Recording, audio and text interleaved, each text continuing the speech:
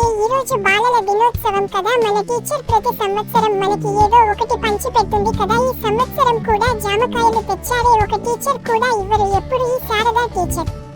చాలా మంచివారు, పిల్లలు అంటే ఇష్టం, ప్రేమ.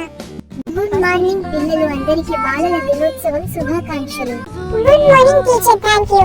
భారతదేశానికి స్వాతంత్ర్యం వచ్చిన తర్వాత మొట్టమొదటి ప్రధానిగా పనిచేశారు జవహర్లాల్ నెహ్రూ. ఆయన జన్మించిన రోజున బాలల దినోత్సవం జరుపుకోవడానికి గల కారణం అందరికీ తెలిసిందే. స్వాతంత్ర్యోద్యమ కాలంలో నెహ్రూ చాలా జీవితం జైళ్లలోనే గడిపారు.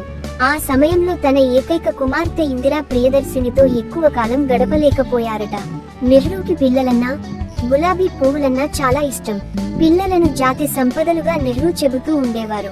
ఆయన పాలనలో దేశంలో బాలల అభివృద్ధికి ఎంతో కృషి చేశారు. అందుకే ఆయన పుట్టినరోజున మన దేశంలో బాలల పండుగ నిర్వహిస్తున్నారు. ఈ రోజు చాచా నెహ్రూను తలుచుకుని పిల్లలతో ప్రత్యేక కార్యక్రమాలు నిర్వహిస్తారు. ఆటలు, చదువు అన్నిటిలో మంచి పేరు తెచ్చుకోవాలి. సరే పిల్లలు, ఇది మీకోసమే, హ్యాపీగా తినేసి ఆడుకోండి. సారీ టీచర్, ధన్యవాదాలు. ఫ్రెండ్స్, మీకు ఇటువంటి టీచర్ ఉండేవారా స్కూల్లో? ఈ వీడియో నచ్చితే లైక్ చేసి సబ్స్క్రైబ్ చేసి కామెంట్ చేయండి.